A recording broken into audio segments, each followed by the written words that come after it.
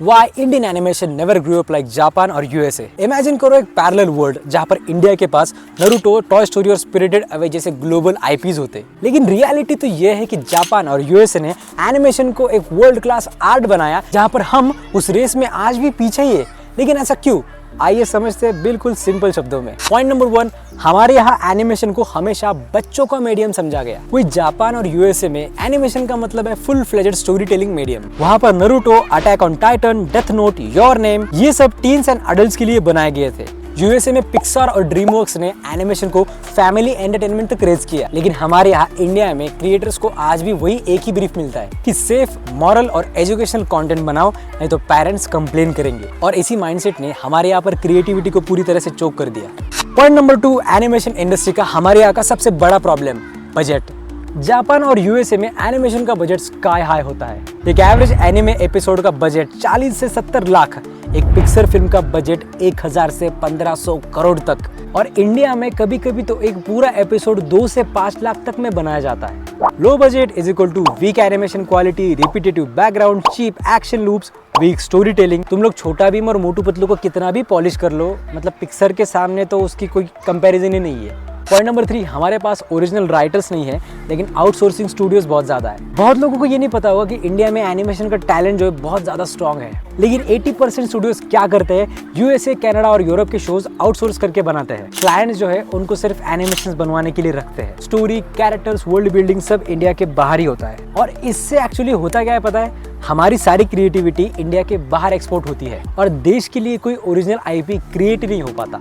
Point number 4 है, Indian channels wanted quantity over quality. 2008 के बाद टीवी चैनल्स की सिर्फ एक ही डिमांड थी, हमें 100 एपिसोड चाहिए, जल्दी चाहिए, चीप चाहिए। और इससे पता है क्या हुआ, लॉन्ग टर्म स्टोरी आर्क्स गायब हो गए, कैरेक्टर ग्रोथ गायब हो गया, डेप्थ गायब हो गई, बस फिलर एपिसोड्स चलते रहे। जापान में एक एनिमे के सिर्फ 12 से 24 एपिसोड्स ही बनते हैं, लेकिन हर एक एपिसोड में वो क्रिएटर्स अपनी जान लगा देते हैं। और यहाँ हम लोग हैं इंडिया में कहानी को सीरियसली लेते ही नहीं। पॉइंट नंबर 5, मर्चेंडाइजिंग और स्टोरी टेलिंग। जापान के पास $1 मिलियन एनिमेशन मर्चेंडाइज की इंडस्ट्री है। यूएसए में डिज्नी, पिक्सर से लेकर मार्वल तक सबका रेवेन्यू टॉयज, क्लॉथ्स और गेम्स से आता है। और इंडिया में क्या होता है, शिनचैन या मोटू पतलू के टॉयज ही मेजर इंडस्ट्री चला रहे हैं। क्योंकि ना स्टूडियोज को एक बात पता थी, स्टोरी एवरेज हो चलेगा लेकिन कैरेक्टर्स क्यूट लगने चाहिए। और बस इसी माइंडसेट ने एनिमेशन को एक बिजनेस बना दिया, आर्ट नहीं बन पाया। Point number 6, lack of government support. Japan में एनिमेशन एक कल्चरल इंडस्ट्री है। यूएसए में एनिमेशन को टैक्स बेनिफिट्स, ग्रांट्स और स्कॉलरशिप्स मिलते हैं। लेकिन इंडिया में आज भी एनिमेशन को एक नीश माना जाता है। और इसका रिजल्ट क्या हुआ,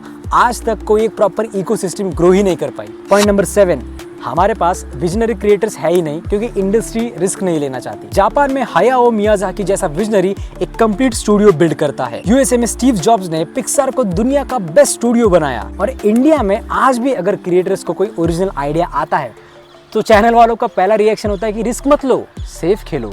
अभी रिसेंटली महाअवतार नरसिम्हा ये फिल्म रिलीज हुई थी, एनिमेटेड फिल्म थी। और जेन्युइनली अगर बोलूँ तो ये बात सच है कि वो फिल्म ऑडियंस को एनिमेशन की वजह से नहीं बल्कि इमोशंस की वजह से पसंद आई थी। उस फिल्म की एनिमेशन क्वालिटी उतनी भी कोई ग्रेट या खास नहीं थी, एवरेज ही थी। अभी रिसेंटली बाहुबली का भी एक एनिमेटेड वर्जन जल्दी आने वाला है जिसकी झलक हमें देखने को मिली थी। हाँ, उसकी क्वालिटी बाकी कंपेयर से थोड़ी बेटर लग रही थी। लेकिन ये सब एक सिर्फ स्पेसिफिक प्रोजेक्ट्स है। ऐसे कंटेंट्स, ऐसी फिल्में, ऐसे शोज हमारे यहाँ पर जब तक रेगुलर नहीं आते तब तक कोई चेंज नहीं होगा। तो इस सब का कंक्लूजन क्या निकलता है, इंडियन एनिमेशन का ये प्रॉब्लम नहीं है कि हमारे पास आर्टिस्ट नहीं है, हमारे पास वर्ल्ड क्लास लेवल के आर्टिस्ट है। प्रॉब्लम माइंडसेट का है। हम एनिमेशन को आज भी ना बच्चों का कार्टून जैसे ही ट्रीट करते हैं, जबकि यूएसए और जापान में एनिमेशन को सीरियस सिनेमा की तरह से ट्रीट किया जाता है। जिस दिन इंडिया एनिमेशन को सिर्फ एक कार्टून नहीं बल्कि स्टोरी टेलिंग पावर हाउस की तरह ट्रीट करेगा, उस दिन हम भी अपना नारुतो, अपना टॉय स्टोरी जैसे ओरिजिनल ग्लोबल आईपीएस क्रिएट कर सकते हैं। एनिमेशन इंडस्ट्री को ग्रो करने के लिए सिर्फ बजट नहीं, एक विजन चाहिए। और अब सीरियसली वो वक्त आ गया है जब इंडिया ये विजन डेवलप करे।